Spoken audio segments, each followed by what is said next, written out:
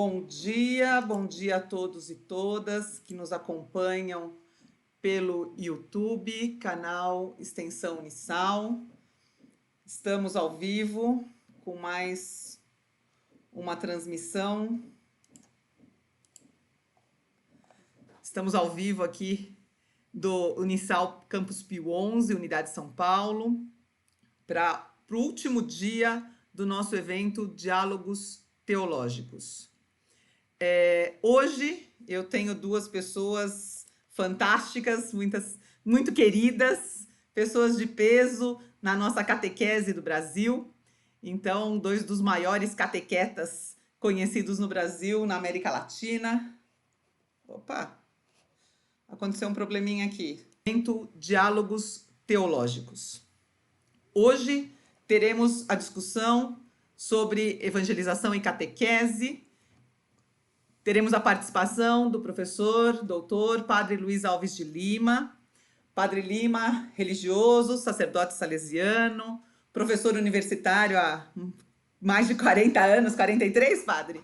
Sobretudo na área de teologia, possui doutorado em teologia, mestrado em teologia pastoral catequética, é professor do Unisal, Campus Pio 11, também professor na Católica de Goiânia, nas faculdades católicas de Florianópolis, Cuiabá, Belém, Faculdade João Paulo II de Marília, foi professor também do Instituto de Teologia Pastoral Latino-Americana em Bogotá, da PUC de Curitiba, da Vicentina, do Estúdio Teológico, do Seminário de Olinda, Faculdade de Porto Velho, e por aí vai, né, professor? Da Faculdade, da Pontifícia Universidade Salesiana de Roma. Então, aqui no Pio 11, nosso coordenador também na área de teologia por vários anos, sempre na área de catequese, formador na teologia, no Seminário Maior dos Salesianos, editor, consultor, revisor, várias coisas, né, padre? Da revista de catequese do Unisal, e ainda hoje consultor, revisor da revista de catequese. Então, é membro fundador da Sociedade de Catequetas Latino-Americanos, da Sociedade Brasileira de Catequese, do Grupo de Reflexão Bíblico-Catequética da CNBB. Já foi homenageado aí também pelos 40 anos do seu magistério teológico catequético pela CNBB. Assessorou vários cursos fora do Brasil também, Paraguai, Chile, Argentina, Uruguai, Colômbia, principalmente cursos de pós-graduação, todos na área de catequese. Então, é doutor honoris causa em catequética pela Faculdade de Ciências da Educação da Universidade Pontifícia Salesiana de Roma. Então, Padre Lima, seja muito bem-vindo à nossa casa, né? Não, é o contrário, né? É o senhor que me acolhe na sua casa. É uma alegria estar com o senhor. E nas palavras do senhor, né, hoje nós temos dois grandes dinossauros da catequese, foi assim que o senhor me disse.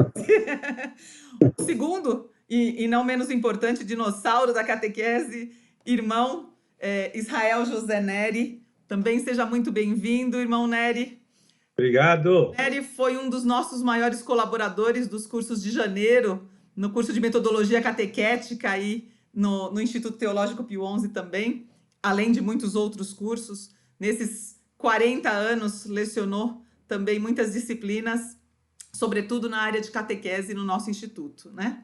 Deu palestras pelo Brasil todo, pela América Latina, foi assessor nacional para a catequese junto à CNBB durante muitos anos, é também fundador do Grupo de Reflexão Catequética da CNBB, do qual sempre participou, da Sociedade Brasileira de Catequese, onde é presidente, né? Trabalhou também no CELAM, sempre na área de educação e catequese, como lasalista também, né? Uma congregação também muito voltada à educação, especialmente voltada à educação.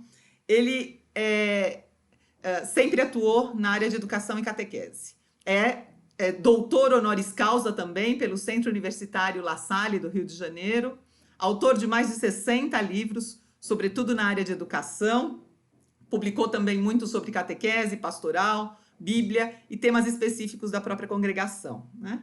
Então, hoje, nesta mesa riquíssima, nós temos a participação dessas duas pessoas.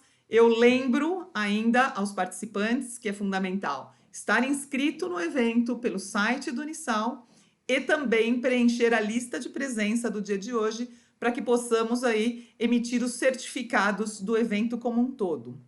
Então, você precisa ter pelo menos 75% de presença no evento para receber o certificado.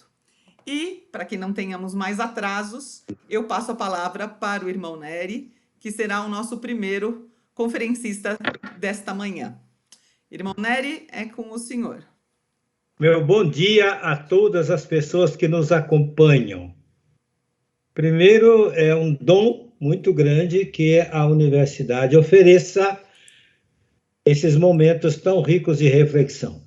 Segundo, eu estou tremendo nas bases, porque quem deveria falar do assunto é meu querido Padre Lima, porque o Padre Lima está mais por dentro do diretório do que eu.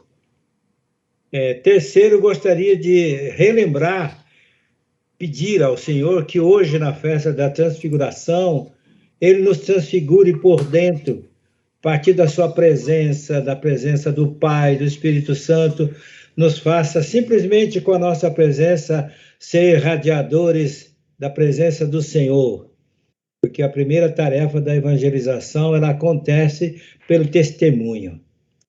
Então, invoquemos a Trindade Santa sobre nós, para que nós, renovando a consagração batismal, também renovando o nosso mergulho no mistério pascal, traçando a cruz em nosso corpo, e pedindo ao Espírito Santo que nos agarre e nos leve para fazer sempre a vontade do Pai. Então, ao dizer o sinal da cruz sobre o nosso corpo, renovamos, nós somos batizados em nome do Pai, do Filho e do Espírito Santo. Ao traçar a cruz, mergulhamos no mistério pascal, e ao colocar o Espírito Santo de ombro a ombro, pedimos a Ele que nos leve até a ousadia do martírio para fazer a vontade do Pai. Em nome do Pai, do Filho e do Espírito Santo. Amém. Nós somos, nós dois, os últimos dessa série de reflexões. O meu tema, que foi solicitado, é conversar um pouco sobre o diretório. Padre Lima e eu também, nós estivemos lá no Pontifício Conselho para a Promoção da Nova Evangelização, dialogamos, enviamos também colaborações. Então, hoje eu gostaria de conversar um pouquinho sobre o pré e o pós-concílio, a sua influência sobre a catequese, porque eu gostaria de situar esse diretório dentro de um contexto, em um contexto amplo, complexo desses últimos tempos. Depois, gostaria de conversar um pouquinho sobre a crucial questão do modelo de igreja. Não há possibilidade de pensar a catequese sem modelo de igreja. Outro ponto é o catecismo. O que tem a ver o catecismo com o diretório? A gente vai ver como lá no concílio, em vez de o catecismo decidir por um diretório. Algo sobre o diretório de 71 e sobre o RICA de 72, depois os diretórios de 97 e agora do 2020, e finalmente um olhar para o diretório deste que estamos agora tentando compreender e colocar em prática. Primeiro, o Concílio Vaticano II é coisa rapidíssima, todo mundo está por dentro disso, de 62 a 65, a Igreja teve uma coragem profética para renovar-se, inserir-se no mundo. E durante o concílio, o cardeal Ottaviani, que era o grande chefão lá do concílio e também da doutrina da fé, e o arcebispo Dom Lefebvre insistiram para que o concílio produzisse um catecismo semelhante ao de Trento. Aí aconteceu que os padres conciliares preferiram um diretório para a formação catequética do povo cristão. Está lá escrito no decreto Christus Dominus, número 44, sobre o munus pastoral dos bispos na igreja. Depois foi nomeada uma comissão, a Congregação para o Clero, preparou um texto que foi aprovado pela Congregação da Doutrina da Fé, e Paulo VI proclamou em 71 com o título Diretório Catequético Geral, DCG. Próximo ao terceiro milênio, fazendo parte já da entrada no terceiro milênio, A partir de todas as mudanças acontecidas na igreja e no mundo, nesse período, depois de 71, a Congregação para o Clero ainda atualizou o DCG, fez um novo, e João Paulo II promulgou, em 97, o Diretório Geral para a Catequese, o DGC. Agora aparece, em 2020, mês de junho, dentro do contexto já do pontificado de João Paulo, do Papa Francisco, essa responsabilidade cada maior que ele insiste, cada fiel é evangelizador, cada fiel é responsável pela missão da igreja. Então, nesse sentido, esse diretório propõe um percurso em que o anúncio do querigma e o seu amadurecimento estão intimamente unidos. Eu escolhi alguns cenários. Irmão Nery, Oi. continua falando então. Bem, então, nessa questão de contextualizar os diretórios, sobretudo esse novo diretório, aliás, não se deveria chamar de novo. Então, colocá-lo num contexto bem amplo. Eu escolhi 4 cenários. O primeiro, então, é um cenário importante para nós verificarmos, é o modelo de igreja plasmado pelo Concílio de Trento. Lembrar-nos disso. 1536, e vai dar, então, também uma compreensão de igreja e uma compreensão de catequese. Mas, sobretudo, a partir de Papa Pio X, com a Acerbo Nimis, 1905, a catequese se reduziu ao catecismo de preparação aos sacramentos da iniciação cristã, prioritariamente de crianças, mas é um tipo de preparação mais nocional, mais de conhecimentos, de pequenos resumos da fé cristã. Então, esse Sacrosanto Concílio de Trento produz um catecismo para os padres, párocos, catecismo para o clero, não é um catecismo para o povo. Isso é muito importante deixar claro. Esse modelo tridentino de igreja continua e tem cada vez mais simpatizantes, tem seguidores. E ele aparece, sobretudo, em 2 aspectos.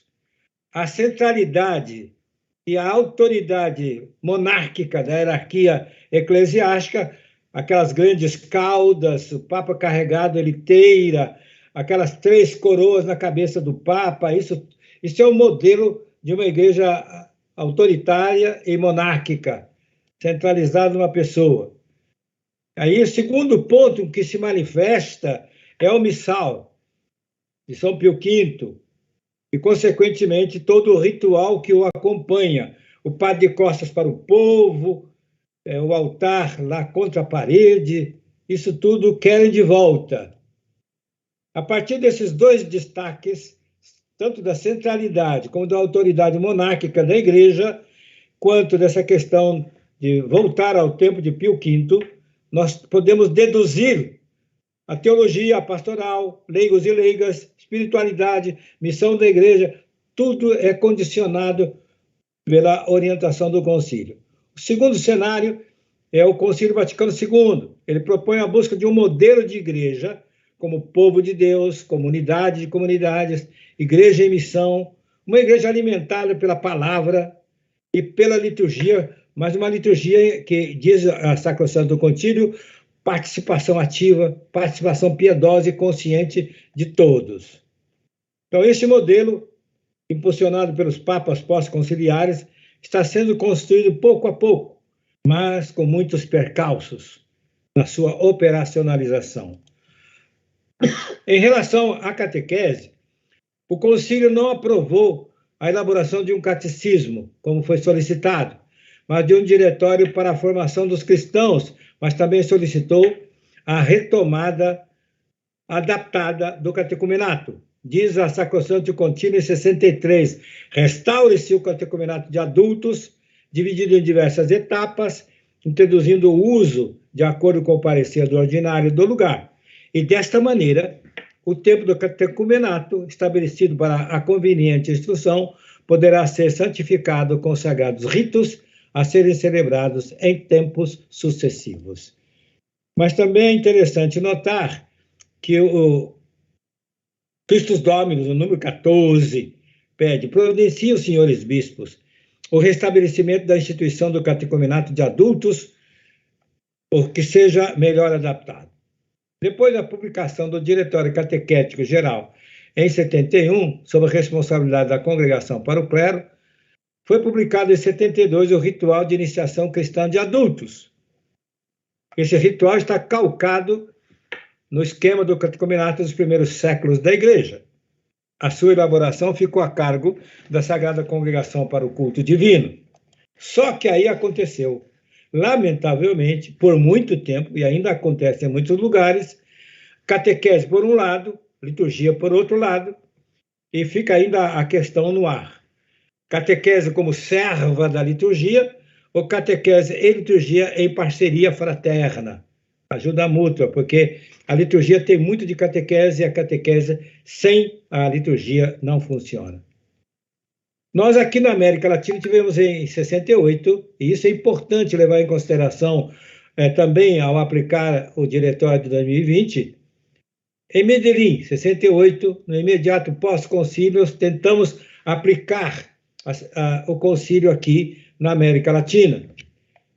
E isso, os bispos partiram da realidade, pela primeira vez, algo que se fazia na igreja já pela ação católica, do ver, julgar, agir, ver, iluminar, agir. Os bispos partiram da realidade. A maioria do povo tentava sobreviver com dignidade numa realidade terrível. Aquele estudo lá em Medellín, do contexto político, econômico, social e religioso, foi um choque impressionante em todos. E aquele contexto foi, depois, pelos bispos, iluminado com a palavra de Deus. Só que lá se compreendeu, primeiramente, a palavra encarnada, o Jesus Cristo, o Jesus histórico pobre entre os pobres, evangelizando, propondo a vontade do Pai a partir dos empobrecidos para todas as demais categorias humanas. Isso nós temos que voltar a vivenciar. A partir do Jesus histórico, pobre entre os pobres, evangelizando a partir dos pobres. O outro enfoque fundamental foi Êxodo, capítulo 3. Eu ouvi o sofrimento do meu povo, eu ouvi o meu clamor e decidi libertá-lo. Também Mateus 25, 31 a 46. O que fizerdes ao menor dos meus irmãos, é a mim que o fazeis. Naquela assembleia, que era limitada à América Latina, houve uma acolhida no mundo inteiro. Chegou ao mundo todo da Igreja Católica a opção preferencial pelos pobres, que em muita gente causou rejeição. A Igreja, segundo ponto, a serviço da libertação integral de todas as pessoas.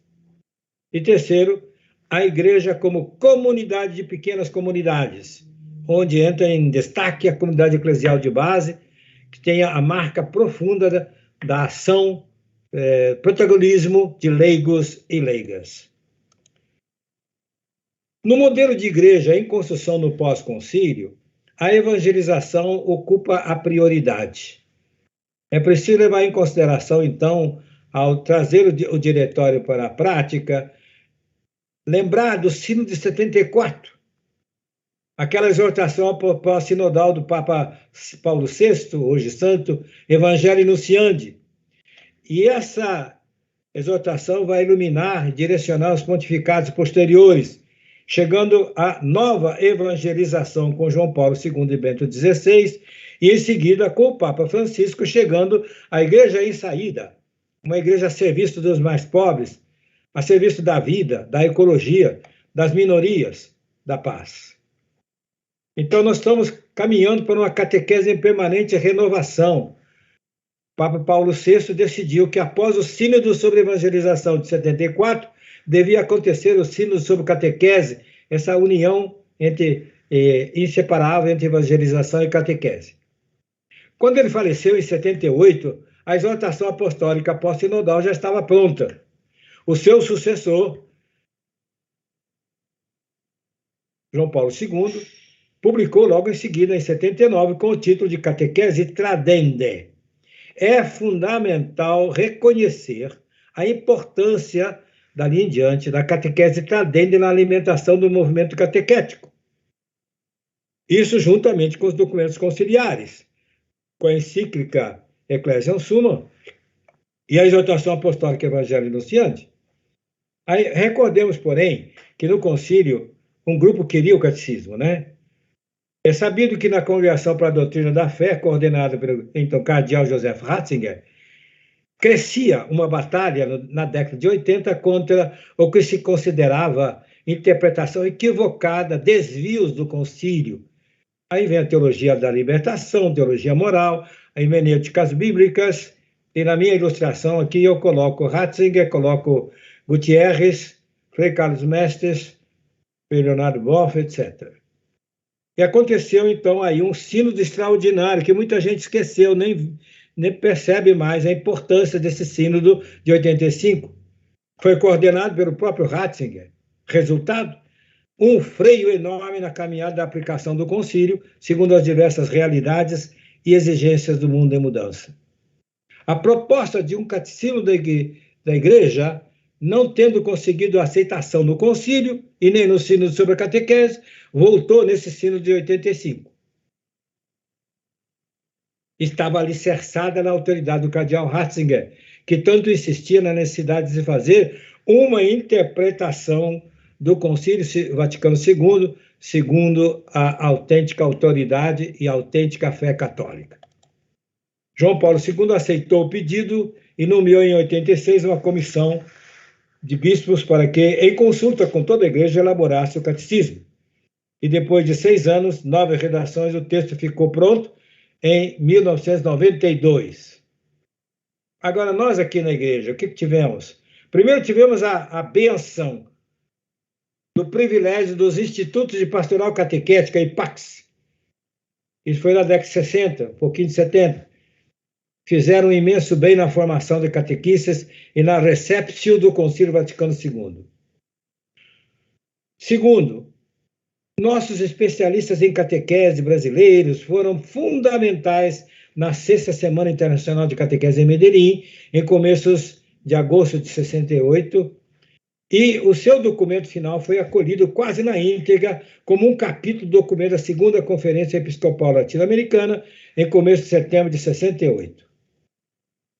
Logo depois do sínodo sobre catequese e também da exortação apostólica Catequese Tradende, a CNBB elaborou e publicou em 83 o seu documento 26, Catequese Renovada, Orientações e Conteúdo. Agora, depois do Diretório-Geral de 97 e por ocasião da 5ª Conferência Episcopal Latino-Americana, lá em Aparecida, a CNBB publicou seu Diretório Nacional, cujo principal redator foi o Padre Lima. A partir de 2001, com a 3ª Semana Brasileira de Catequese, a CNBB assume a catequese de inspiração catecumenal, que vem revolucionando pouco a pouco a catequese no mundo contemporâneo. E com ênfase especial, nós tivemos um documento importantíssimo da CNBB, Iniciação à Vida Cristã, Itinerário para formar discípulos missionários, o documento número 107. O terceiro cenário é a igreja em diáspora. Um outro contexto para nós, a ser levado em conta ao trabalhar a catequese à luz do Diretório para a Catequese 2020, é a enorme complexidade da sociedade contemporânea em constante mudança. A mudança está acontecendo agora. Na vida, a única coisa constante são as constantes mudanças. Essa mudança permanente, ela é abundante em poderosas forças na tentativa de dominar o ser humano por dentro. E, consequentemente, o seu modo de ser, de conviver, de pensar, de fazer. Tanto em relação a si, aos outros, aos grupos, aos países, ao planeta Terra, ao cosmos. Nós somos agora uma antropologia centralizada demais no nosso poder quase divino. Não se trata também apenas de uma poderosa cultura digital, que é um dos pontos fortes do nosso documento Diretório para a Catequese. A realidade desafiante, mas cheia de oportunidade para quem tem fé, ela é, ao mesmo tempo, de uma rica diversidade religiosa, cultural, científica, filosófica. Nós estamos não mais no mundo de cristandade, por mais que tenha gente querendo voltar à cristandade. Também nós estamos num mundo cada vez mais secularizante, num mundo em crescente ateísmo prático, num mundo em que a intolerância para a diversidade é grande. Ainda nós estamos numa espécie de adoração do dinheiro, mas, ao mesmo tempo, nós estamos aí com uma enorme provocação da religiosidade humana com ofertas múltiplas à liberdade humana. Mas também nós estamos sendo invadidos por um charlatanismo religioso e, sobretudo, com uma disseminação do ódio. Essa é uma realidade cruel que nós temos que levar em conta na nossa renovação da catequese. O quarto cenário, gostaria de refletir um pouquinho sobre a nossa religiosidade popular brasileira e, sobretudo, o catolicismo popular. O que tem o povão nosso aqui a ver com o Diretório para a Catequese?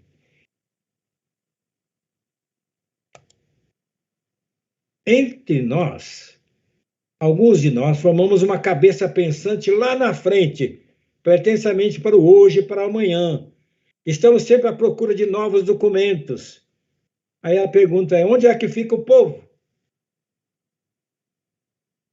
Uma maioria dos nossos fiéis forma um santo corpo eclesial numa fé transmitida de geração em geração, em bolsões de católicos da sociedade, fortemente ligado à devoção aos santos e a tudo que considera sagrado.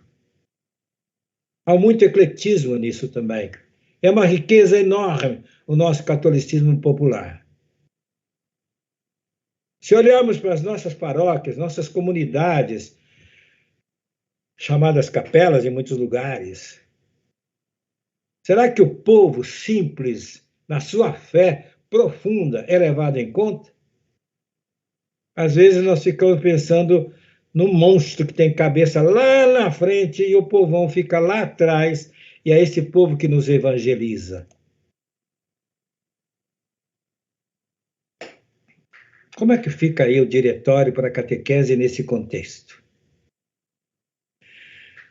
Graças a Deus, o Diretório para a Catequese de 25/6/2020, do Pontifício Conselho para a Promoção da Nova Evangelização, depois de muitas redações, idas e vindas, chegou a produzir um documento. Eu quero destacar nesse documento 7 pontos. Talvez seja porque, na minha formação, o número 7 tem a ver com perfeição na cultura semítica.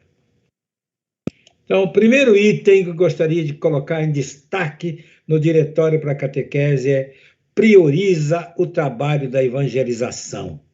Ide, fazei discípulos. São Paulo, na carta aos Coríntios, diz assim: anunciar o evangelho não é glória para mim, é uma obrigação que se me impõe. Ai de mim se eu não evangelizar, se eu não anunciar o evangelho. E o que é o evangelho? É a pessoa de Jesus, mensagem de Jesus, missão de Jesus. E o Diretório é claro: evangelizar não é primeiramente transmitir uma doutrina, é antes tornar Jesus presente, anunciá-lo, provocar um encontro pessoal intransferível com a pessoa de Jesus,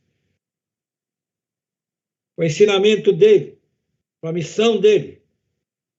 Então, o nosso anúncio não é algo que se impõe como uma obrigação. Evangelizar é algo que alguém vai fazer uma partilha do que é, do que vive, da vida, com alegria, e que vai assinalando para as pessoas como oferta, proposta, a resposta do outro, mas uma resposta que tem que ser livre, consciente, esclarecida, generosa, coerente.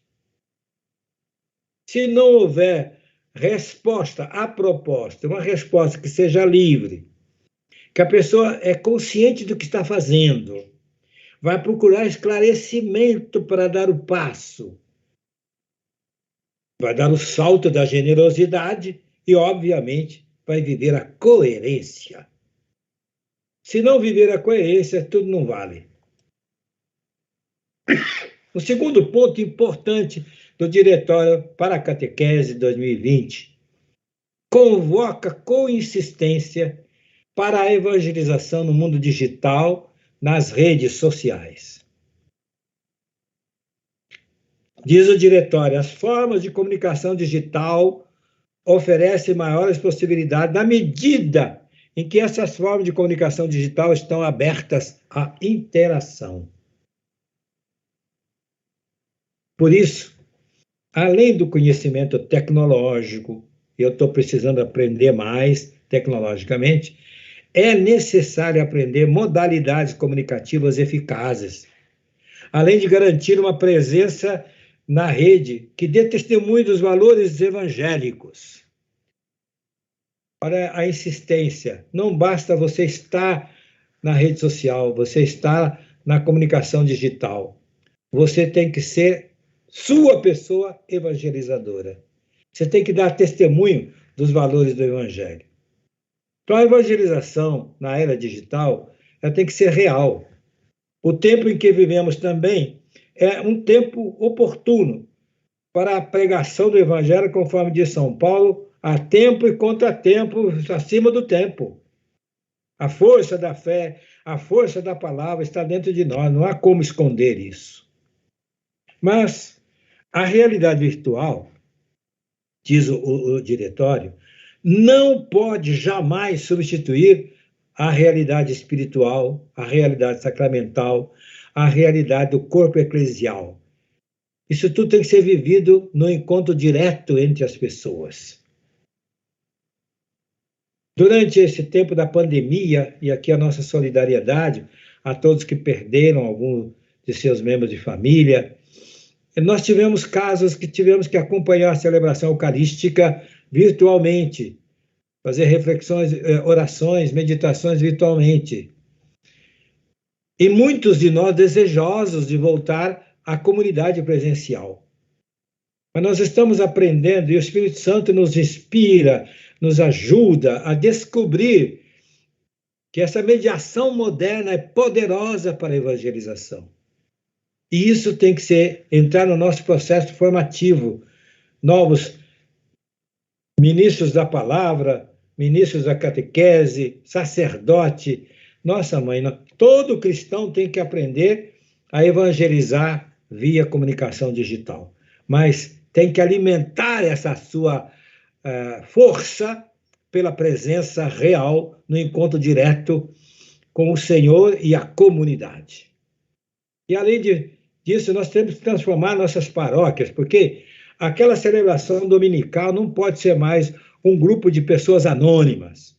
300, 500, 1000 pessoas ali num templo. Muitas vezes nem se dá atenção ao povo que está ali. Chega no altar, no Pai, Filho e Espírito Santo, reza, celebra, desfia a missa como se não tivesse ninguém na igreja. O que se faz na nossa paróquia para que seja uma assembleia de pequenas comunidades, assembleias de famílias? E, sobretudo, o que se faz para que quem vem ao templo veja o outro que está no templo? Está do lado, está atrás? Mas, sobretudo, não fazer panelinha. O terceiro ponto que eu quero ressaltar no Diretório para a Catequese 2020 é o investimento na formação dos catequistas e também na formação dos cristãos em geral. Lembre-se lá de Christus Dominus 44, fala a formação dos cristãos. O Diretório ressalta a importância da formação dos catequistas. Claro, nós temos no Brasil uma riqueza de história das tentativas de escolas paroquiais, escolas nas pequenas comunidades eclesiais, chegando já, graças a Deus, a esses cursos de pós-graduação, e já temos vários brasileiros fazendo mestrado, doutorado em catequética. Isso é maravilhoso. Agora, onde é que estamos aí com a formação de formadores para formar dentro desse contexto para realmente aplicar o diretório, levando em consideração tudo isso? Mas aí também o diretório está pedindo a preparação para a pastoral nos distintos ambientes nos quais a igreja está presente. Lá está sacerdote, está religioso, está religiosa, está leigo, está leiga. Então, todos nós temos que estar formados para evangelizar onde nós estamos. E onde nós estamos é onde Deus nos colocou. E onde Deus nos colocou, nós temos uma missão a cumprir. E a missão primeira é o testemunho. A missão segunda é apresentar a proposta da boa nova, a pessoa de Jesus, sua mensagem, a sua missão. O diretório também aborda, e bastante detalhadamente, o processo de formação de cada etapa da vida do cristão. Eu volto a insistir naquilo que eu me especializei.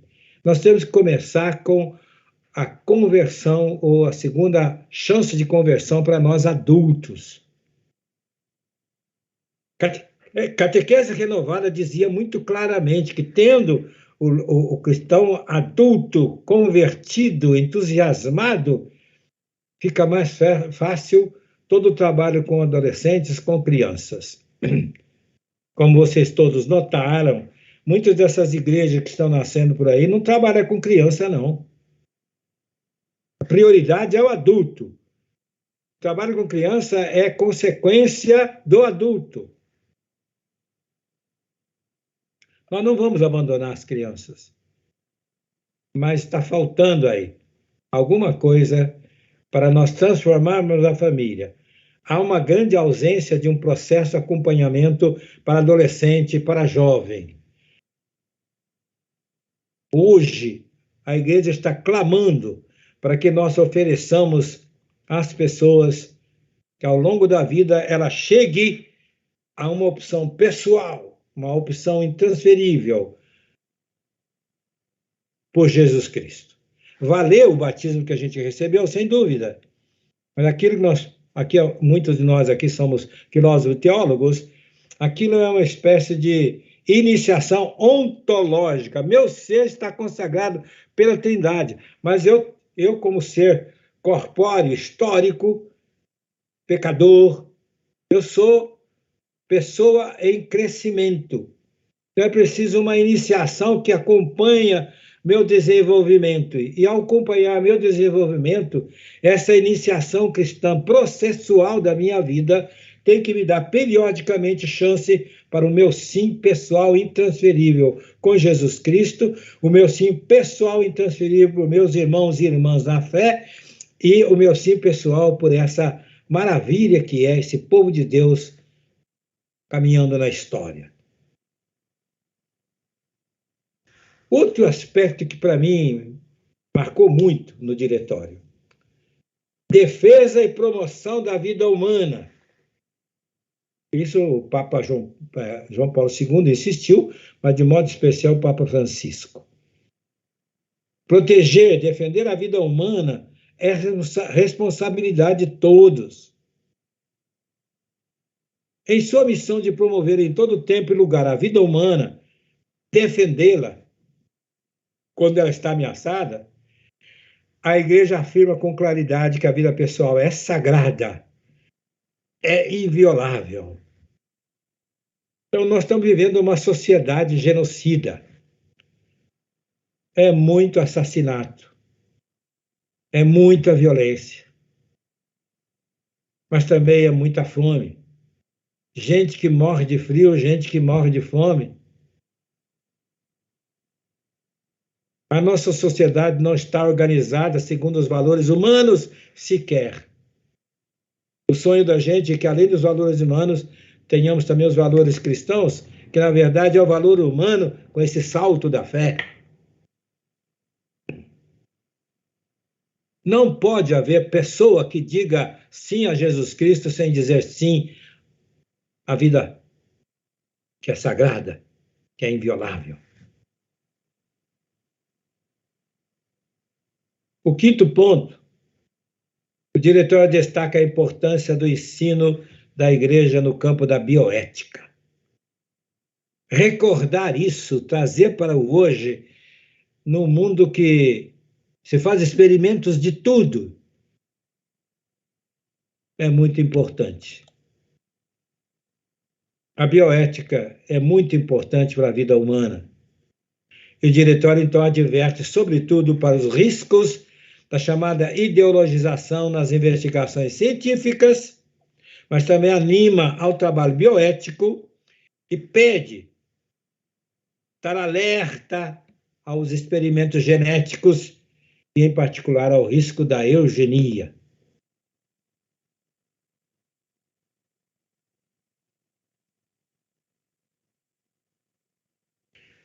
O sexto item, aqui vou terminando aos poucos, para depois deixar aí algum intervalo para dialogar, conversar um pouquinho. O diretório reconhece, valoriza, estimula a missão das mulheres na evangelização, na catequese, na pastoral. Há muita teoria da nossa igreja sobre isso, mas as próprias mulheres colocam na prática. Não esperam autorização. Elas vão abrindo espaços. São criativas, são ousadas, estão lá na linha de frente. Nós temos um diminuto número de presbíteros. Aí a igreja nossa está muito centrada no presbítero, o modelo está defasado. Preciso mudar esse modelo. Por isso, nós não temos presença presbiteral em muitos rincões do Brasil, muitos lugares, nossa mãe. E é assustador a quantidade de gente para cada padre. Nós estamos tendo padres se suicidando porque não dá conta do recado, entrando em depressão. E cada padre é humano, é frágil. As mulheres têm essa sensibilidade. Quantas delas ajudam os padres a ir em frente, a não desanimar? As comunidades cristãs são animadas constantemente, diz o diretório, pela mulher, a ponto de se reconhecer que o seu contributo, olha aqui bem o que diz o diretório, é essencial, é indispensável para a realização da vida pastoral. Esse reconhecimento tem que se colocar em destaque. O Brasil é um país privilegiado. A maioria dos catequistas são mulheres, é mulher, formado por mulheres. É uma bênção, é uma riqueza. As comunidades cristãs são animadas constantemente pela mulher, a ponto de se reconhecer que o seu contributo é essencial, é indispensável para a realização da vida pastoral. E aí tem uma frase forte. As mulheres são capazes de compreender com uma sensibilidade particular o exemplo de Jesus. Servir, servir, servir. Tanto nas coisas pequenas como nas grandes. Essa é a atitude de quem compreendeu o amor de Deus pelo homem até o fundo. E não pode fazer outra coisa senão derramá-los sobre o próximo, cuidando das pessoas, cuidando das coisas, cuidando do mundo, cuidando da história. Insisto muito nisso. Cada um de nós tem experiência na comunidade paroquial, nas comunidades nas quais nós trabalhamos, sobre essa importância da figura da mulher.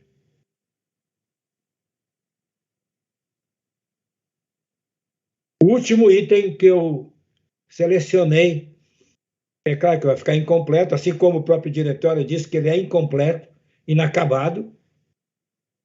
O diretório pede um compromisso com a sustentabilidade do meio ambiente. Seria um crime estar ausente isso do diretório.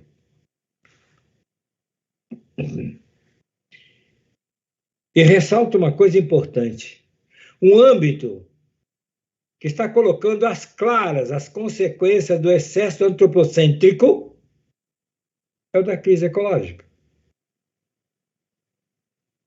O planeta Terra não precisa do ser humano.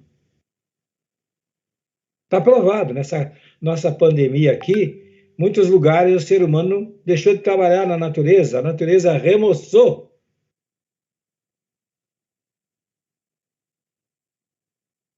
Mas nós somos deuses e queremos acabar, não só escravizamos pessoas, escravizamos a natureza, destruímos a natureza. E agora aqui no Brasil vai ter um reconhecimento: quem desmatou pode ocupar a terra.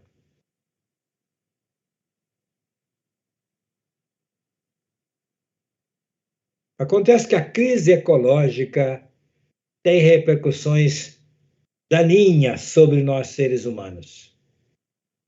É terrível como um país como o Brasil adquire venenos proibidos em outros lugares. Nós estamos comendo veneno, respirando veneno, bebendo veneno.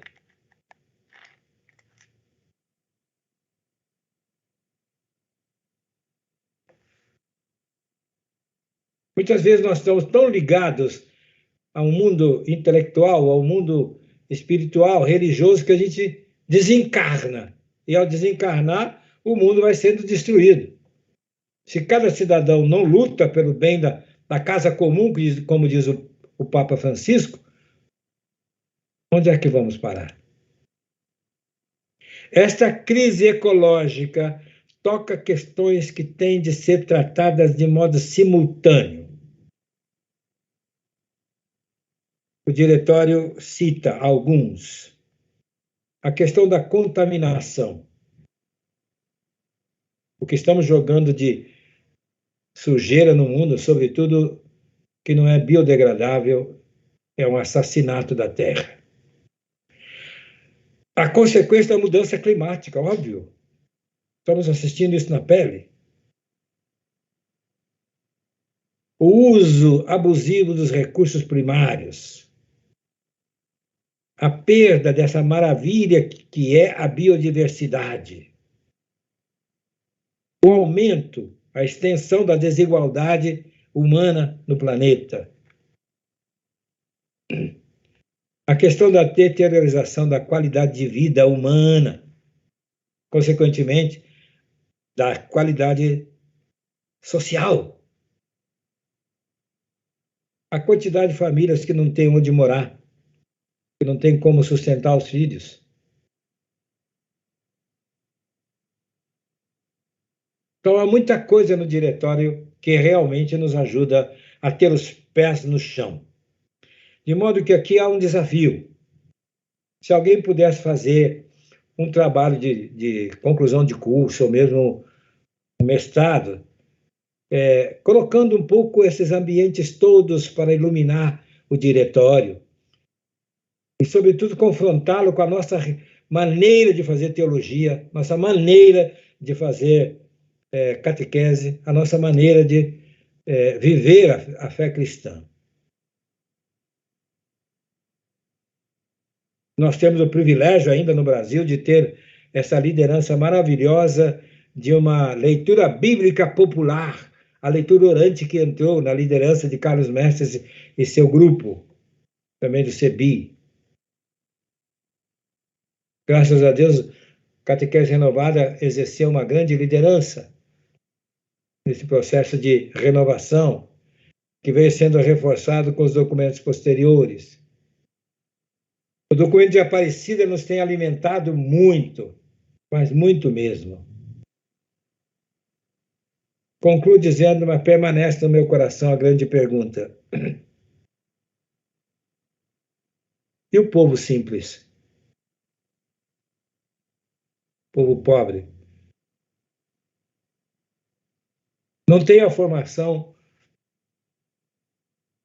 literata, não consegue ler. Esse é um povo que precisaria de mais presença nossa do anúncio do Evangelho. Mas um anúncio do Evangelho que ajuda a libertar a promover as pessoas que estão na miséria, no sofrimento. Teríamos que voltar àquela iluminação dada lá em Medellín. Eu vi o sofrimento do meu povo, eu ouvi o clamor do meu povo e decidi libertá-lo. Também aquela orientação dada por Jesus, segundo o evangelista Mateus. Tudo o que fizeres ao menor, fazeis a mim.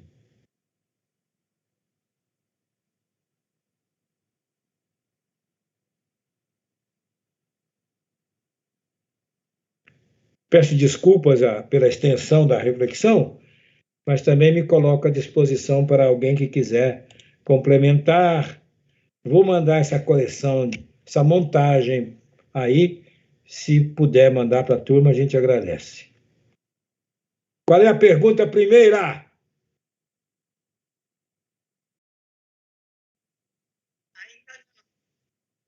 Não quer participação agora? Ainda não. Nós vamos ouvir rapidamente o Padre Lima primeiro e, em seguida, as pessoas vão postando no YouTube, nos comentários, as perguntas e eu faço para o senhor.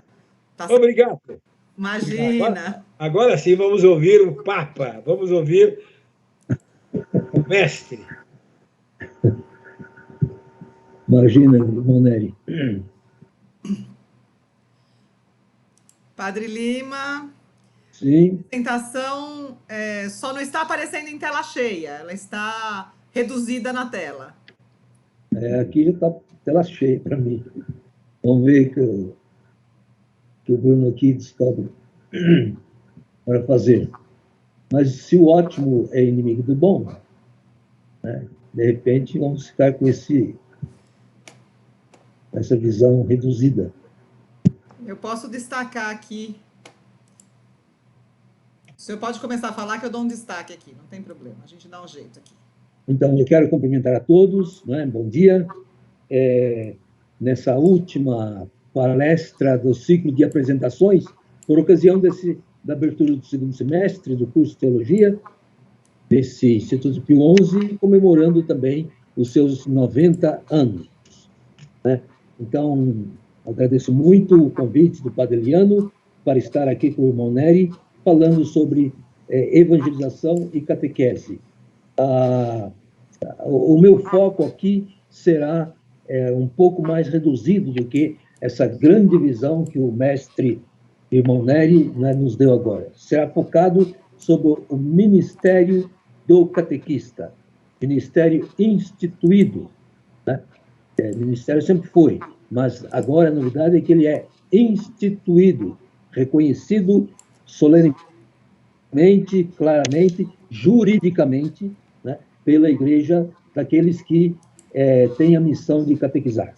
Eu quero ressaltar também nesse início a feliz coincidência da data litúrgica de hoje, da Transfiguração, que o irmão Neri também ressaltou, né, para nós. Isso é a Páscoa do verão, né, no hemisfério norte, aquele calorão e muita luz, né? Então os cristãos celebram também a transfiguração, a luz de Jesus, quase que celebrando uma segunda Páscoa, né? E para nós a festa da transfiguração de Jesus, que é a transfiguração nossa. Então, né, como sabemos, em 10 de maio, né, passado, né, fomos gratamente surpreendidos pelo presente que nos deu o Papa Francisco, a instituição do ministério leigo do catequista. Eu sempre gosto de separar os dois, porque as mulheres formam a maioria. Em geral, a gente fala ou catequista, ou catequista, ou catequista. O padre Grui, por exemplo, só fala a catequista. Vamos colocar os dois, né? Da catequista. Ainda bem que a palavra catequista é comum de dois, né? Então, a nós toca compreender bem o que isso significa, esperar a preparação dos ritos litúrgicos solicitados pelo Papa para a instituição desse ministério, o que vai demorar um pouco, né? E também as disposições da CNBB para aproveitarmos bem desse dom que nós temos. Então, o moto próprio, né, o documento, né, chamado Antiquum Ministerium, um antigo ministério, expressão que já foi usada 20 anos atrás num documento da CNBB, né? É bom ressaltar isso, que essa expressão não foi inventada pelo Vaticano agora, né? Mas já está num documento da CNBB, né? Não trata da catequese em si, nessa amplitude que o irmão Nery trabalhou, né? A sua natureza, objetivos, nem dos responsáveis por sua realização na comunidade. Aliás, vai tratar de um responsável, principal, que vai ser, naturalmente, o catequista, né? Em geral, em toda a igreja, tema da América Latina, se mantém uma concepção de catequese ainda muito primária, tradicional, excetuando não poucas pessoas em situações e países, gloriosas exceções, né? Mas a maioria na igreja ainda pensa a catequese como atividade infantil, de caráter doutrinal, né? Que se prepara para um determinado sacramento, voltada para a primeira Eucaristia, para a Crisma, né? No entanto, a gente sabe que a concepção de catequese evoluiu muito nesse tempo, né?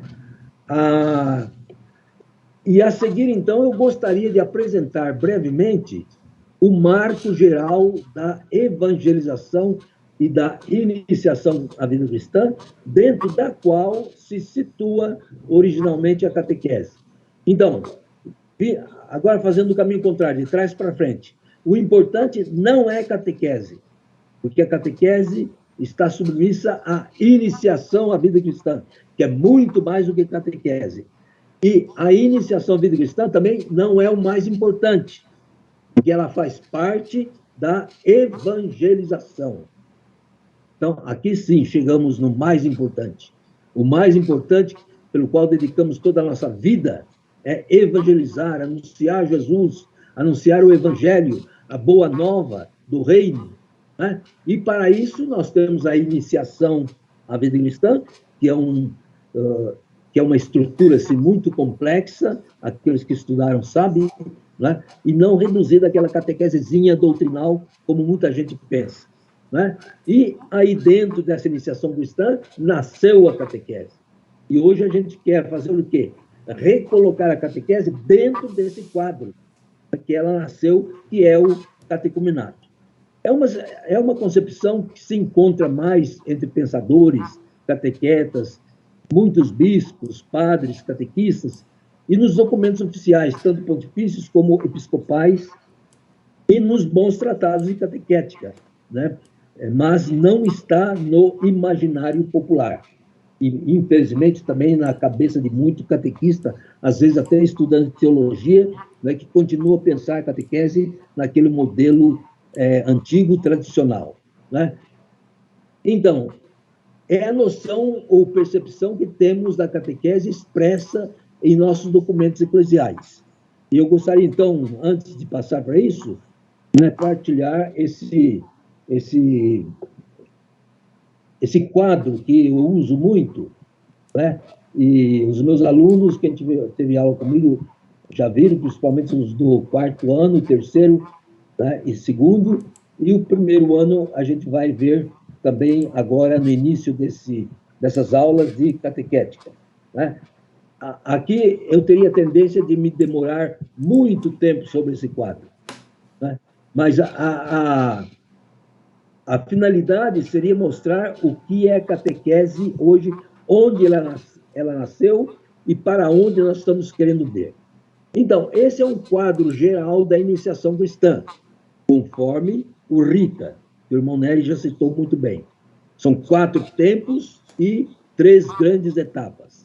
Os tempos, né, são o pré-catecumenato, catecumenato, purificação, iluminação e mistagogia, né? Ao passo que as celebrações se colocam, as grandes celebrações, né, que aqui é chamada de etapa, é colocado entre um tempo e outro, como marcos, como passagem, né? Então, o mais importante é o primeiro anúncio, né, que está aqui no primeiro tempo, que não é missão da catequese propriamente dita. Isso é missão de toda a igreja. Anunciar Jesus é a evangelização, o querigma, levar as pessoas a se interessarem por Jesus, despertar o amor, né, o carinho, a admiração por Jesus Cristo. Então, isso é trabalho de toda a igreja. E por isso que é chamado aqui pré-catecumenato. Quer dizer, vem antes do catecumenato, que é o segundo tempo, né, em que, agora sim, aqui nasceu a catequese como aprofundamento desse querigma que foi enunciado no primeiro tempo, né? Nós temos aqui o rito de passagem, do primeiro para o segundo tempo, né? E entramos assim no segundo tempo, que é, vamos dizer assim, o tempo maior, o tempo mais longo de todos, né? E a catequese chamava-se propriamente catecumenato, né? Era o nome, né? Então, esse é um tempo suficientemente longo para catequese, reflexão, vivência cristã, conversão, entrosamento com a igreja, né? E com vários ritos, com a liturgia, com muita mistagogia. Então, a catequese nasceu dentro do catecumenato, rodeada de mistagogia. Mistagogia são os ritos, né? São as maneiras, os meios humanos visíveis que nós usamos para chegar ao invisível, particularmente os sacramentos, né? Então, a catequese está, assim, permeada dessa liturgia, né, dessa mistagogia. Infelizmente, quando caiu tudo e ficou somente a catequese, quando terminou o catecumenato, que não precisou mais, a catequese ficou sozinha e aí veio o grande drama da igreja, né? Catequese de um lado, liturgia de outro. E o irmão Nery já denunciou na sua fala logo no começo, né? E essa é a nossa grande tragédia histórica, né? E que devemos, então, buscar a união entre catequese e liturgia, né? Cada um com a sua função, mas a catequese precisa da liturgia porque é nesse ambiente litúrgico de celebração que a fé se transmite. E a liturgia, ao mesmo tempo, precisa da catequese para que os catequizandos sejam iniciados, né, nos grandes mistérios da nossa fé, né? Aí tem a segunda etapa, como passagem, o terceiro tempo, que é curto, purificação e iluminação, é a preparação próxima, são os escrutinos, as entregas, as práticas celebrativas, né, como aconteceu ainda no segundo tempo, e, finalmente, a grande celebração dos sacramentos, que, em geral, é a noite pascal, é o sábado santo, né, que seria o lugar. E termina com o quarto tempo, que é a mistagogia, nome que é dedicado a esse tempo, né, que, quando a gente fala mistagogia, a gente deve entender esse quarto tempo, é o tempo pascal, em que se prolonga a catequese sobre os ritos que foram realizados, os 3 sacramentos da Eucaristia, batismo e crisma, que são aprofundados agora nesse tempo de mistagogia. Mas, ao mesmo tempo, a mistagogia é entendida como um elemento transversal, né, quer dizer, que participa em todo momento da catequese, né, e não só nesse último momento. Então, esse quadro mostra onde nasceu a catequese. Nasceu aqui, né, e como ela ficou sozinha quando o resto caiu lá no século IV e V, e agora, como o irmão Nery lembrou, o Vaticano II pediu a reconstituição, né, a restauração, no bom sentido da palavra, do catecumenato. Então, não se entende hoje catequese a não ser dentro do catecumenato. Aqui, junto com toda esse quadro, e como eu falei, não é só do catequista. O catequista trabalha aqui, nesse tempo da instrução, né? E ela nasceu, na verdade, a catequese, como um momento da instrução, da inteligência, da fidesque, né? Que foi tão bem lembrado aí ontem e antes de ontem. aquilo que é o conteúdo da fé, a doutrina, que não é o mais importante, auxilia ao aprofundamento do mistério, do contato pessoal com Jesus Cristo. Podemos voltar lá para o quadro lá do PowerPoint, onde a gente está refletindo, então, coisa que não está no documento, mas está nesse documento antigo, um ministério, mas que supõe, né, supõe essa concepção de catequese, e não aquela concepção antiga de criancinhas que se preparam para a primeira Eucaristia, né, ou para a Crisma, ou qualquer outro sacramento. Então, eu dizia que essa concepção de catequese está nos documentos da Igreja, no Diretório-Geral para a Catequese 97, que o irmão Nery se referiu, ao Diretório Nacional nosso, aqui no Brasil, de 2006, e nesse recentíssimo Diretório para a Catequese 2020. Então, esse é o pensamento da Igreja, né? E nós devemos nos apropriar dele e transmitir para os nossos catequizandos. Então, ele baseia-se no rito da iniciação cristã dos adultos, que é o RICA, né, e na experiência de muitas igrejas. Aqui eu escrevi muitas. Vocês me desculpem que o meu esquema aqui está cheio de espanholismos, porque eu o fiz originalmente em castelhano para uma palestra em Bogotá. Né? Então, falando de ministério, nós vamos tratar do ministério do catequista, que o Papa reconhece como um ministério instituído. O que é ministério, então? Pode significar muitas coisas na igreja, né? Desde a ação salvífica de Jesus, como também a ação da igreja. Então, o ministério de Jesus, o ministério da igreja, até pode compreender também diversos serviços, de tudo quanto é modo, que os cristãos prestam na igreja e no mundo, e não no mundo. Aqui está, o castelhano aqui me traiu. No mundo, né? Os cristãos prestam esse serviço, né? Mesmo fora da igreja, da estrutura eclesial, para os nossos irmãos que vivem. E tudo isso em vista do reino de Deus, que é o grande projeto de Jesus, né? E a gente poderia definir o ministério como carismas em forma de serviço reconhecidos pela igreja, né? Carismas, dons, né, que a pessoa coloca à disposição e é reconhecido pela igreja, e a igreja orienta também aí a realização desse ministério. O carisma do Espírito é o elemento invisível, né, do ministério, é o elemento sobrenatural, espiritual, místico, que brota do Verbo encarnado, né, e remete ao espírito de amor que circula entre os dois e é derramado sobre nós para criar a vida. Essa origem na Trindade Santíssima, conforme foi a nossa reflexão de antes de ontem. O serviço, pelo contrário, é o rosto humano, visível, descoberto, material, humano do carisma. Serviço, nossa concepção, né, é ser para os outros, considerados como irmãos e irmãs, filhos do mesmo Pai. Mas também existem diferenças entre ministérios e serviços. Os serviços não têm a mesma consistência que os ministérios. E a catequese, quando é pensada só como um serviço, né, ela não tem aquela profundidade que tem a palavra ministério. E, portanto, não necessitam nem exigem os serviços, né, um reconhecimento oficial da igreja, do qual carecem os ministérios. O ministério, pelo contrário, é um serviço importante, é um serviço qualificado, e se falta esse ministério, a missão mesma da igreja se vê prejudicada, né?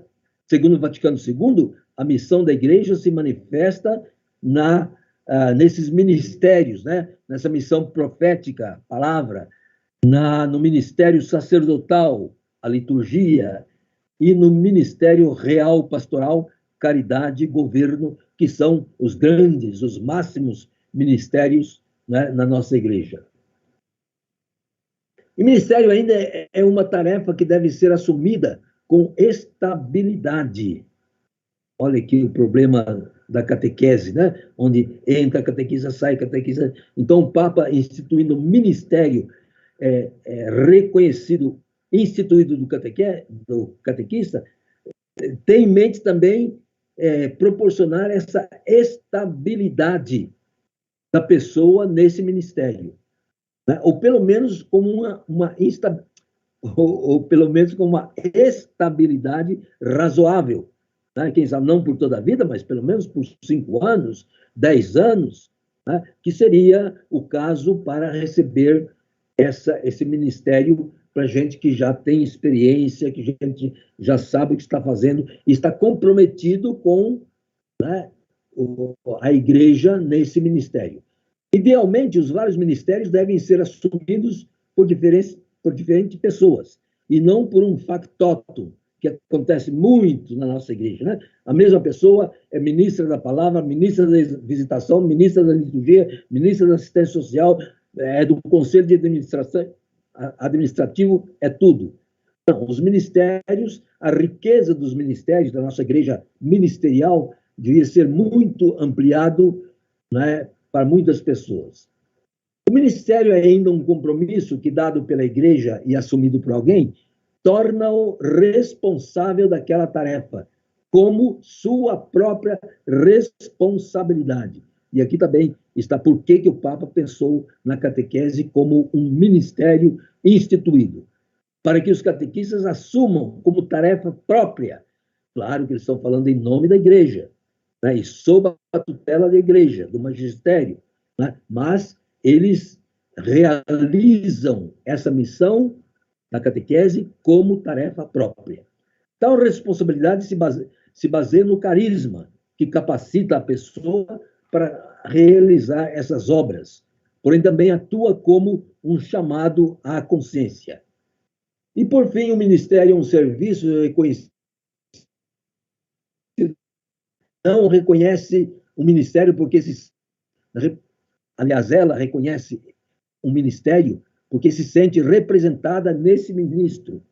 Quando a igreja institui um ministro, um catequista como ministro da catequese, né, a igreja reconhece nele, na pessoa, a si mesma, que está desenvolvendo a sua missão, porque o encarna e o torna visível. Das diversas formas de reconhecimento, né, do ministério, que são também formas de classificação.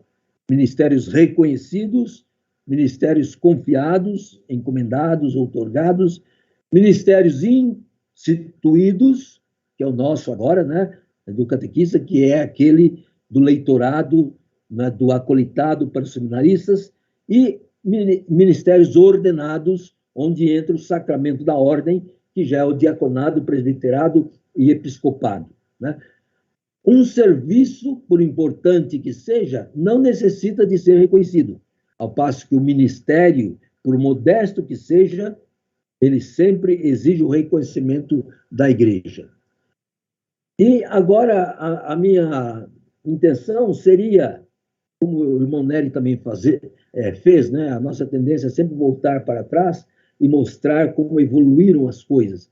Como esse ministério da igreja, da catequese, né, surge nos documentos da igreja. Então, se a gente toma o primeiro documento depois do concílio, como o irmão Nery apresentou, de Diretório Catequético Geral de 71, a palavra ministério da catequese ou do catequista nem aparece uma só vez, né? Porém, aparece 44 vezes a referência ao ministério da palavra, dentro do qual está a catequese, né? Então, a catequese, inicialmente, é pensada como uma subdivisão do ministério da palavra, e isso está muito bem, e continua assim.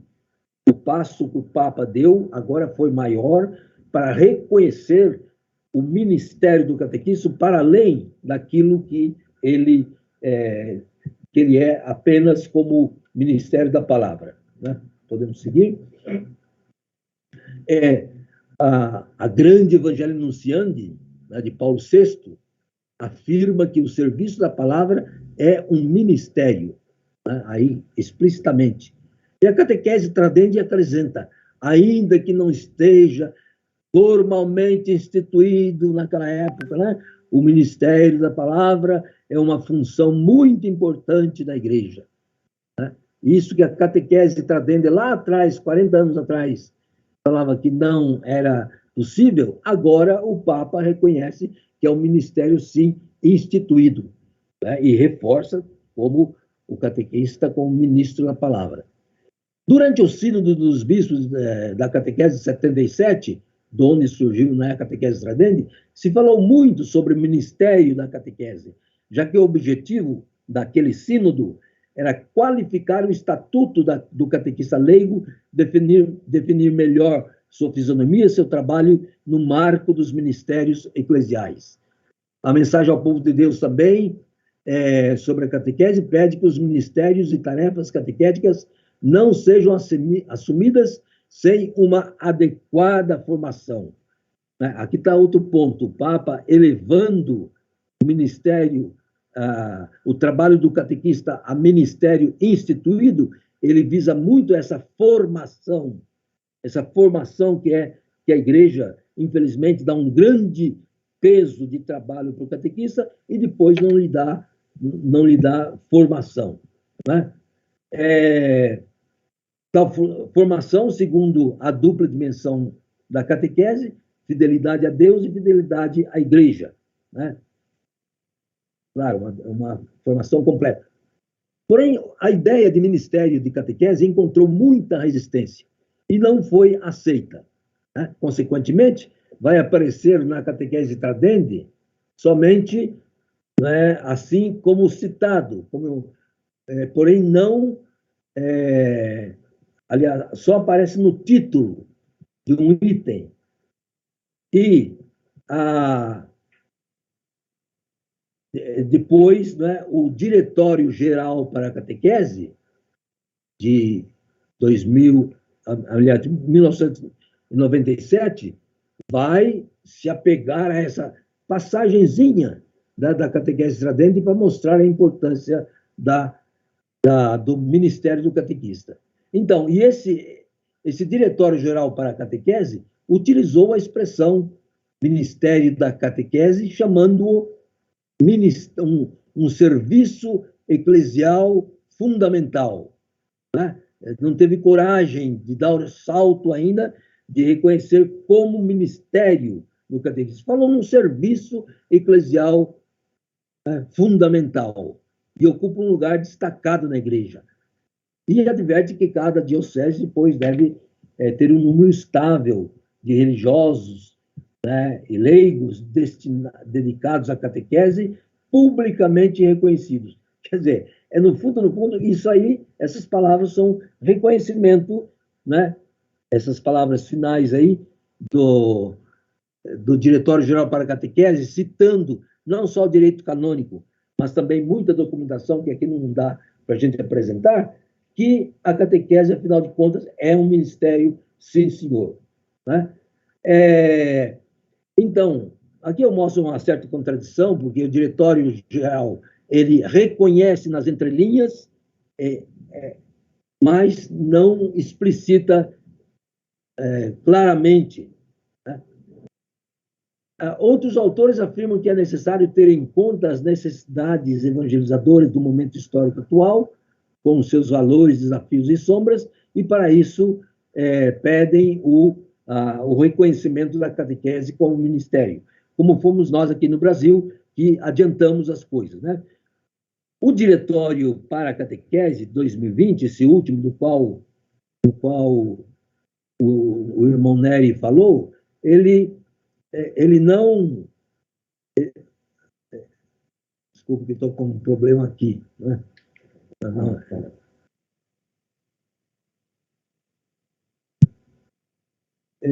Como eu disse, o diretório, tanto geral, né, de 97, como esse atual de 2020, né, não reconhecem o ministério do catequista. E uma coisa que eu me adianto um pouco, né, esse diretório que saiu agora, está fazendo um ano, ele já nasceu velho, né? Porque ele não reconhece o ministério da catequese. Coisa que o Papa, não sei porquê, isso eu coloquei nos meus propósitos estudar como é que isso aconteceu, de repente, assim, em céu azul, ele dá esta abertura total, reconhecendo o ministério da catequese como um ministério autêntico e instituído, né? Instituído. Eu pulo aqui algumas coisas, mostrando como tudo isso está aí no diretório, né? Mas nós aqui na CNBB, no Brasil, a partir do diretório e a documentação que ele traz, a nossa CNBB permitiu às dioceses a possibilidade de instituir o ministério do catequista, né? Nós saímos na frente 15 anos, né? Pela abertura que dava tanto o direito canônico como o próprio diretório catequético geral, mas não está no diretório para a catequese recentíssimo, né? Eu tive a graça de discutir esse problema numa das primeiras reuniões em vista desse novo diretório, né? E defendi ardorosamente, né? E fui combatido, fui voto vencido, né? Com muitos meus colegas também que defendiam isso, mas o cardeal que estava à frente lá, no Rino Fisichella, não é cardeal, é arcebispo, ele era contra esse ministério e ficou sendo contra porque ele que conduziu todo o diretório novo para a catequese e aí dentro não aparece, né? Então, voltando à CNBB, que é no nosso diretório nacional para a catequese, número 245, dizia já, né, há 15 anos atrás, aos catequistas reconhecidas por sua eficácia como educadores da fé de adultos, jovens e crianças, e dispostas a se dedicarem durante um tempo razoável à atividade catequética na comunidade, pode ser confiado oficialmente o Ministério da Catequese, né? Isso foi aprovado por Roma, né? E assim nós, né, aqui no Brasil, temos, né, adiantado aí de 15 anos essa proposta que agora o Papa estende para todo o mundo católico, para toda a Igreja, né? Então, esse ministério da catequese. Também, aqui a questão de documentos, né? Eu cito que isso também é proposto nesse documento do CELAM, de 2015, a alegria de iniciar discípulos missionários, né? Também reconhece esse ministério. Eu falo bastante dele, né? Aí uma proposição também do Sínodo de 2012, do qual eu participei, né, como assessor, recorda que Paulo VI, lá atrás, lá em 1967, 68, né, com aquele ministério Quedam, já deixou aberta a possibilidade para as igrejas particulares pedirem a instituição de novos ministérios. Isso ficou letra morta, né? Não me consta que haja essa criatividade, porque a palavra ministério estava muito ligada ao ministério sacerdotal, à Santa Eucaristia, e alguns não queriam abrir mão disso. O Papa, agora, então, assim, numa atitude assim, ousada, né, falou, né, estendeu esse ministério para toda a igreja, né? Eu cito mais também uma frase aí da Evangelii Gaudium, onde o Papa reconhece que a igreja conta com um numeroso laicato, embora não suficiente, com um arraigado sentido de comunidade e uma grande fidelidade ao compromisso da caridade, da catequese, da celebração da fé.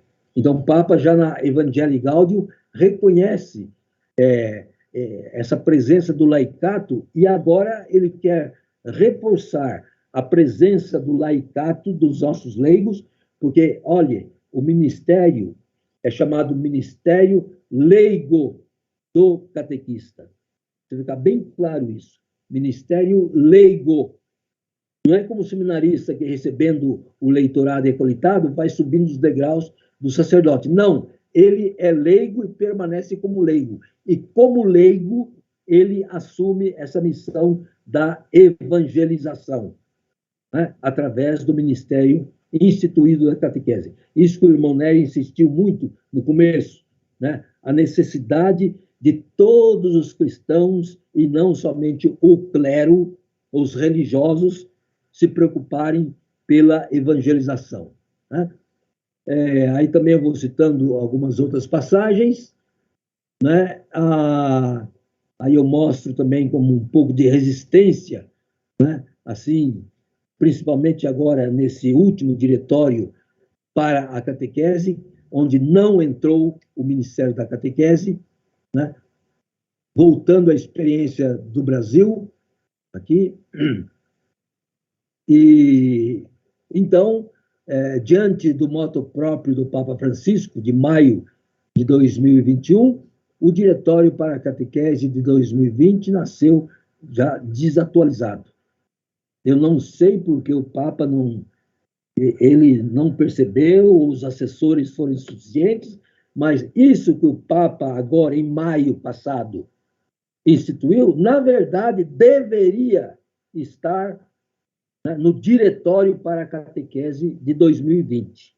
Não sei se me faço entender, né? Não entrou e o Papa passou na frente, claro, ele tem autoridade para isso, e instituiu o ministério, embora o Pontifício Conselho para a Nova Evangelização não reconheceu isso lá naquele momento, né? Aí eu mostro isso, né? Que o Diretório para a Catequese trata o Ministério da Catequese no contexto da vocação para o Ministério da Palavra. Mas isso aqui é tão antigo quanto o Concílio. E diz que os leigos também podem ser chamados a cooperar com o bispo e os sacerdotes no exercício do Ministério da Palavra. O Papa Francisco agora ele detona essa palavra cooperar. Não é... Eu tenho 2 minutos. Então, eu estava falando que o Papa detonou essa palavra cooperar, né? Não explicitamente, claro, né? Mas ele atribuiu ao catequista a missão própria, batizar, como é que é, baseado no sacramento do batismo, da crisma, né? O catequista tem a missão própria, né, de um ministério dentro da igreja, né? Um pouquinho, porque o meu tempo já está sendo reduzido, né? Sendo reduzido, não, já está terminando.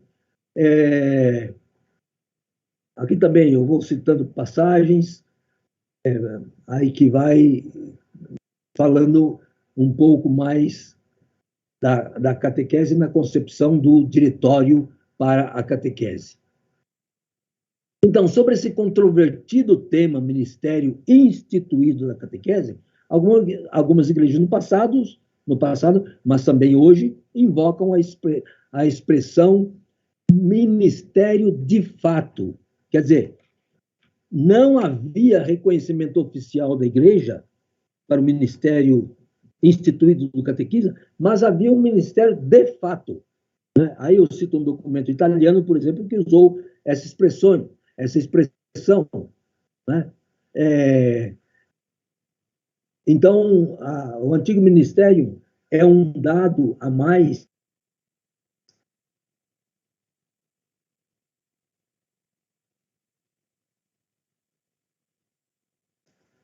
embora pequeno, do grande projeto do Francisco, que finalmente estão nas mãos do clero, né? Então, esse projeto do Papa Francisco, né, comprometer os cristãos leigos, pois, um gesto de desclericalização da igreja. O ministério eclesial, ou melhor, clerical, é um ministério laico, né? E por que não ver também, aqui é uma outra ideia que eu acrescento, né? Aí uma abertura adicional para a presença efetiva das mulheres na igreja, já que representam mais de 90% de nossos agentes de catequese, né? O Papa abrindo espaço e as mulheres podem receber o ministério instituído, né, da catequese. Como falei aqui no Brasil, nós também baseamos nesse ministério de fato e já promulgamos há 15 anos atrás a possibilidade do ministério leigo instituído do catequista. Entretanto, será regularizado pela Congregação para o Culto Divino e pelas conferências episcopais com rito próprio, esse que o Papa está agora nos dando.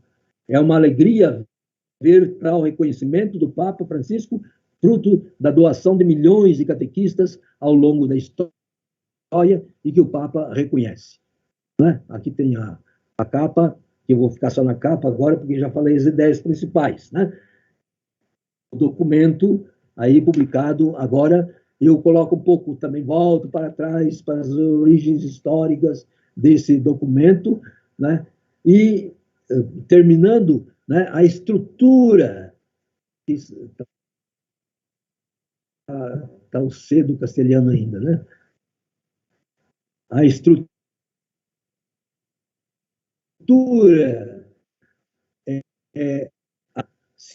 M é Antiquum Ministério. Né? Então, 4 grandes partes. Primeiramente, uma fundamentação bíblica, depois breves dados históricos, a evolução do ministério leigo no pós-concílio e, finalmente, a instituição desse ministério por parte do Papa. Né? Então, aqui é a fundamentação bíblica, basta dizer que o Papa toma esse texto de 1 Coríntios, onde ele fala que São Paulo fala que na igreja é instituída, em primeiro lugar, os apóstolos, depois os profetas,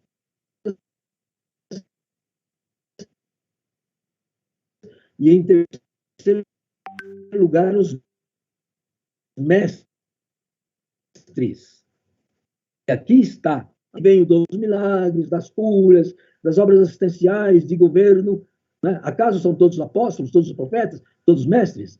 Aspirai os dons melhores. E claro que São Paulo, todos nós sabemos que a esse ponto ele passa a falar da catequese, que é o carisma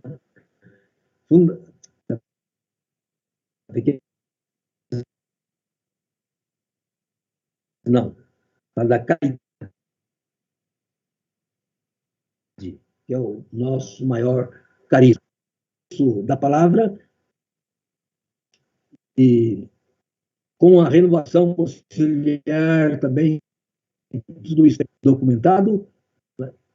E afirma, o Papa afirma que, nesse documento, que todo o florescente movimento catequético do século XX e princípios do século XXI demonstra a importância da catequese na igreja.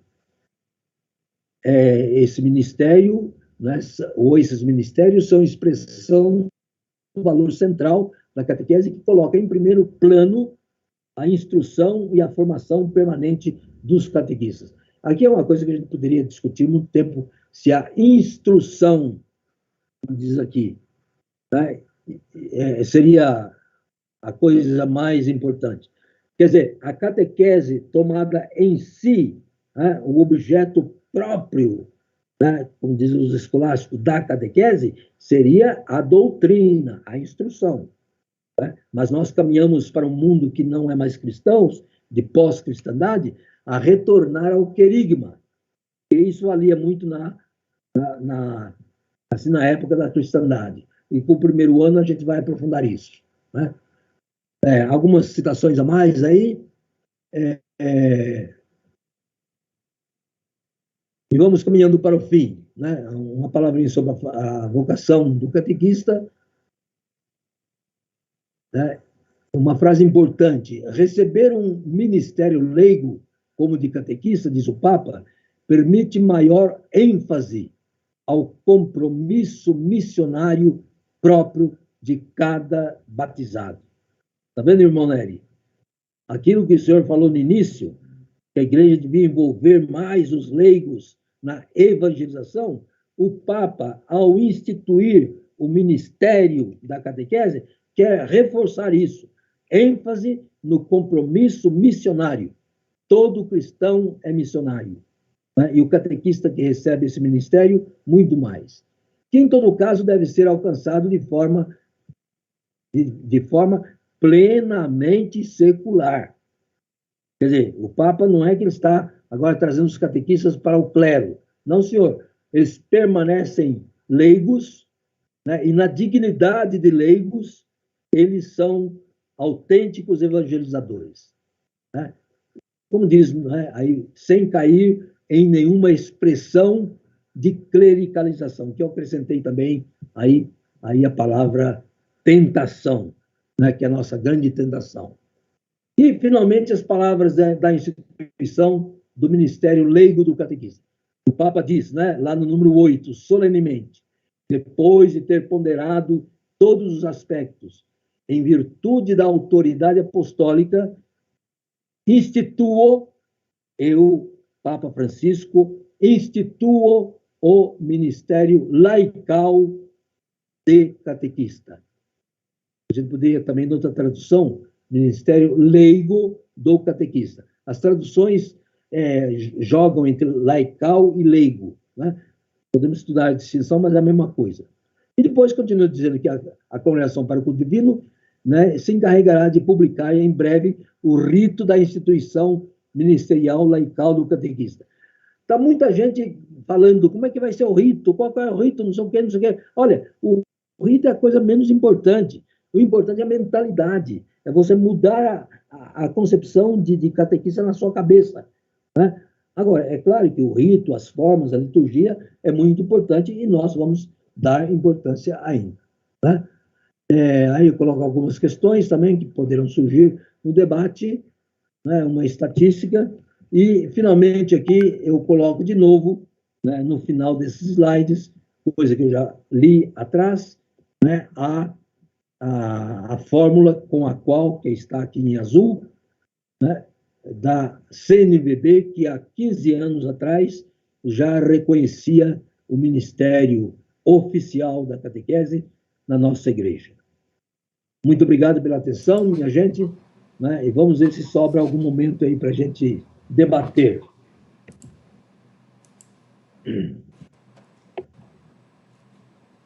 Então, a Karen pode assumir aí a condução, os poucos minutos que nos sobram. Olá, voltando.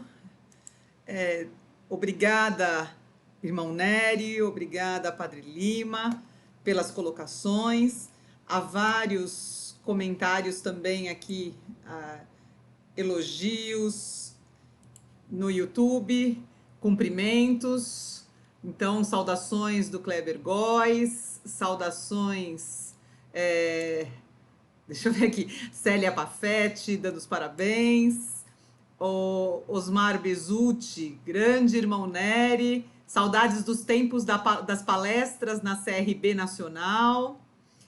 Ele também faz uma pergunta, ele diz, irmão Nery, há uma diversidade de catequistas que vem de movimentos, institutos, que acabam passando aos seus catequizandos a prática de seus grupos. Como resolver isso? Só queria aproveitar, Solange Novaes também cumprimenta os dois palestrantes, Leandro Silva também, parabéns pela exposição. Por enquanto, são saudações de todas as partes. Pergunta, só temos essa. O senhor quer começar, irmão Nery? Abra o microfone, seu microfone está fechado. Eu quero saudar do fundo do meu coração, com muito carinho, a todos os que participaram e também ao Padre Bezutti, nossa mãe. Batalhamos juntos em muitas situações, né? Padre, essa é uma situação própria de cada diocese, de cada paróquia.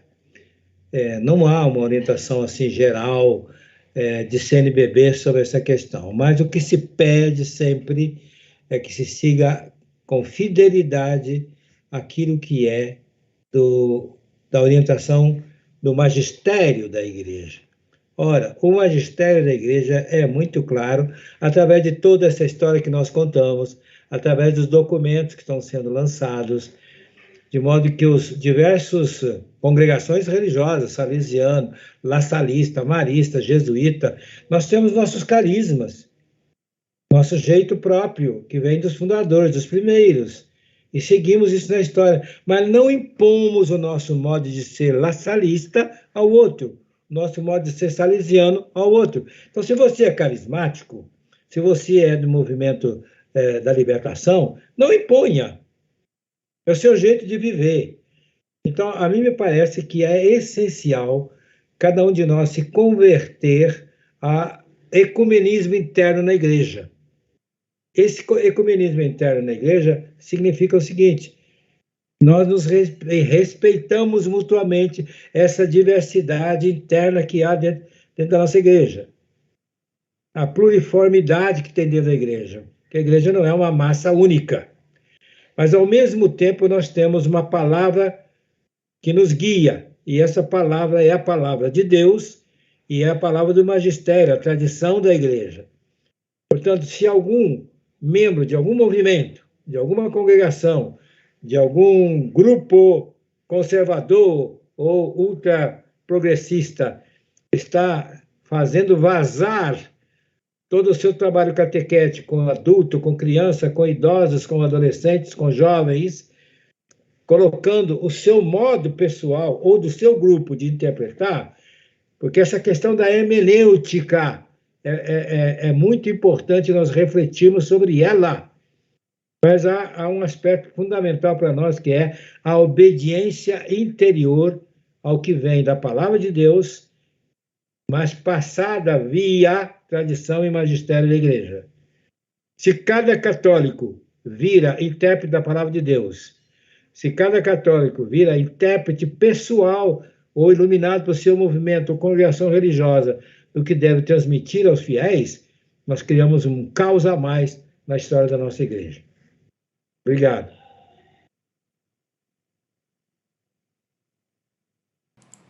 Nós só temos aqui também os cumprimentos do professor Walter Lara, os dois grandes mestres. Ele diz: excelente exposição, aliás, profética exposição do irmão Nery, isso foi logo no início da conferência também. Os cumprimentos também do Kleber Góes, diz: Padre Lima, parabéns por tudo que o senhor fez e faz pela nossa catequese.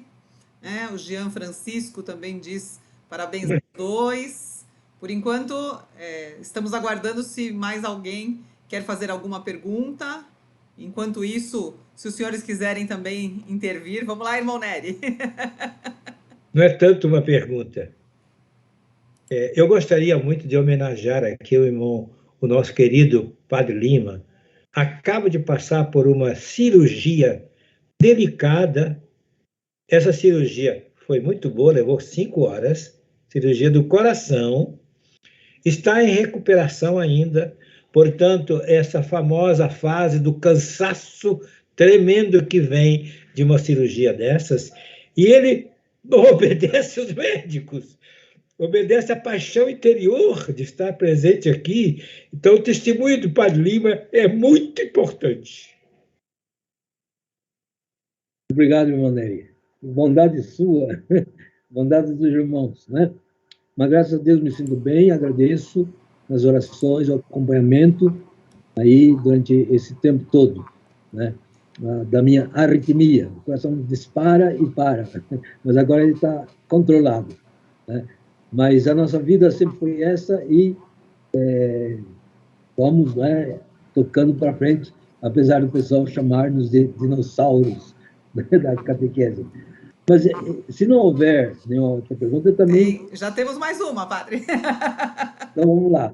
Porque eu queria voltar ao tema dos movimentos aí. Mas sim, vamos para frente. Primeiro, o Osmar Bezutti, ele agradece ao irmão. Também parabéns pela exposição, gostou muito. Parabéns ao Padre Lima, prata da casa. A Célia Pafetti pergunta: como trabalhar essa nova postura no catequista? E Já aproveito, o João Marcos está dizendo assim: é lúcido falar de uma catequese evangelizadora, exigida pelo contexto de descristianização da pós-modernidade. Ou isso ameaçaria os ganhos alcançados com a renovação catequética dos últimos anos? Querem que repita? Deu para. Não deu para entender. E depois o Jean, já aproveito. Posso fazer mais uma? Ou querem responder primeiro? Esclarece essa última que você falou, que eu não entendi nada. Está mal formulado. Ele está dizendo assim: é lúcido falar de uma catequese evangelizadora exigida pelo contexto da descristianização da pós-modernidade? Ou isso ameaça, de alguma maneira, os ganhos alcançados com a renovação catequética dos últimos anos?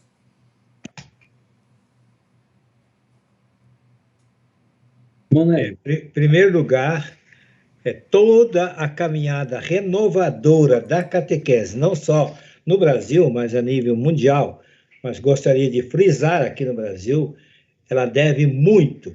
Nós aqui somos privilegiados pela fidelidade, escuta, a recepção, a acolhida do concílio. Segundo, Evangelho Enunciandi foi muito importante. Depois, o sínodo de catequese, Catequese Tradendae, foi durante o sínodo que nasceu a revista de catequese que está até hoje viva. Padre Ralphi Mendes. Isso é fundamental. Então, a catequese no Brasil sempre foi evangelizadora. Se ainda existem bolsões de paróquias, grupos, catequistas que estão presos à catequese para a primeira Eucaristia, para a confirmação, ou seja, naquele estilo antigo de catecismo, não se deve a um movimento de renovação. Porque no meio de toda essa caminhada há muitas pessoas que não caminham nessa questão. O segundo aspecto, a pós-modernidade, que nós estamos entrando nela, nos leva exatamente àquilo que a igreja viveu no começo do cristianismo. Quando nasceu o catecumenato, que o padre Lima explicou muito bem, nasceu num contexto assim. E terceiro, aqui entra a ênfase nos adultos. Nem todos nós adultos temos o senso crítico diante do que está acontecendo nesse mundo moderno. Então, cheio de riquezas, mas também cheio de caos. Esse bom senso, essa capacidade crítica à luz do Evangelho, nos ajuda a continuar evangelizando, como diz Paulo, a tempo e fora de tempo, oportuna e inoportunamente, nós temos que continuar evangelizando, e de modo especial por nosso testemunho de vida. Então, o primeiro tipo de resposta. A segunda pergunta que você ia falar. Nós temos aqui... Me ouvem? Acho que sim. Nós temos aqui uma pergunta do Jean Francisco. Por que houve tanta demora para a igreja oferecer oficialmente o ministério leigo do catequista, sendo que já era aconselhado a ser implementado, né?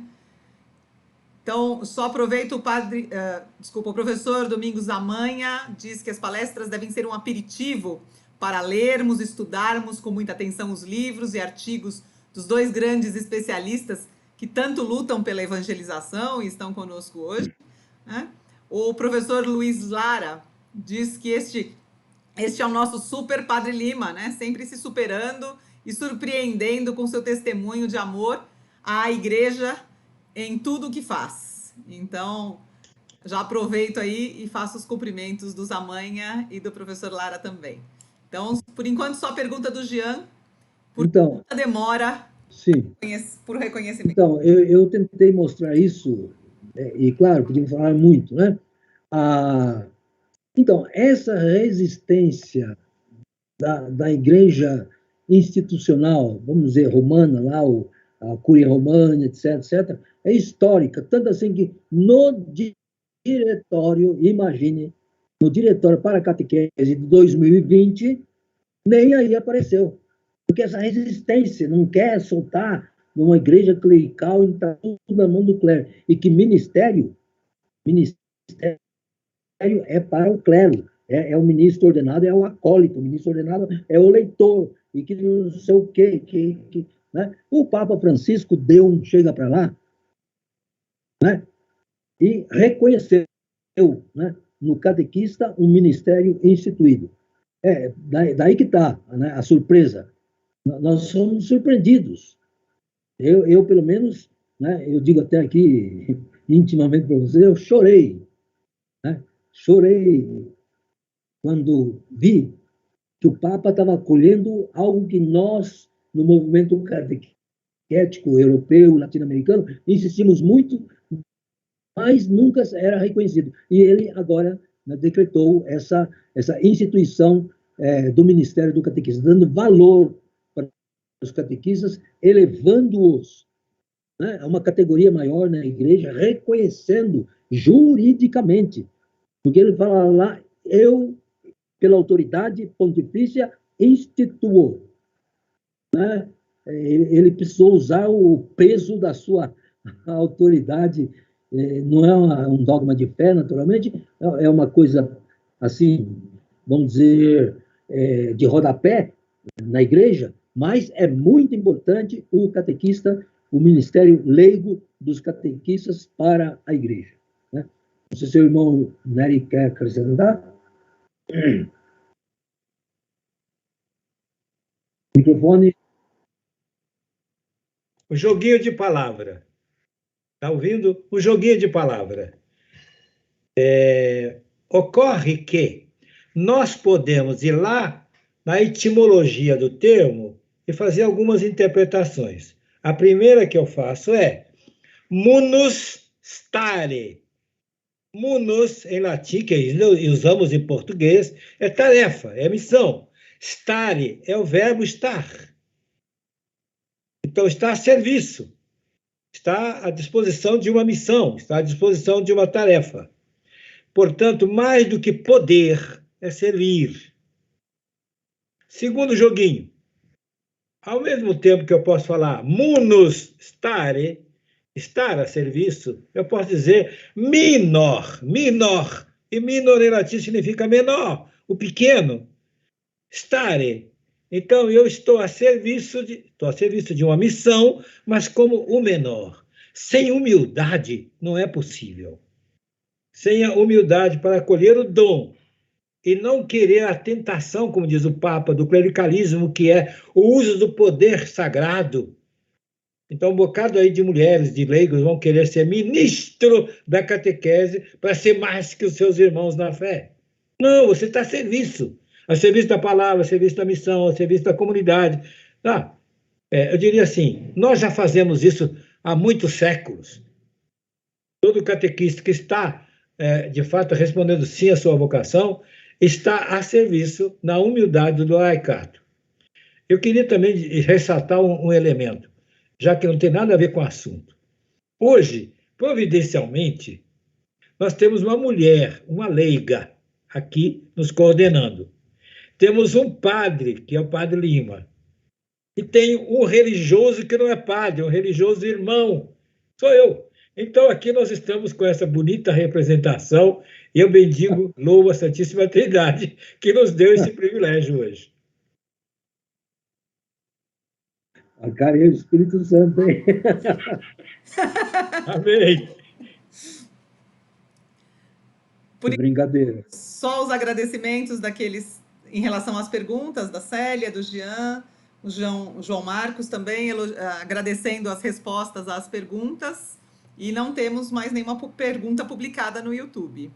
Então, se vocês quiserem fazer as suas conclusões, para a gente poder encerrar também, que já estouramos o nosso tempo, né? Então...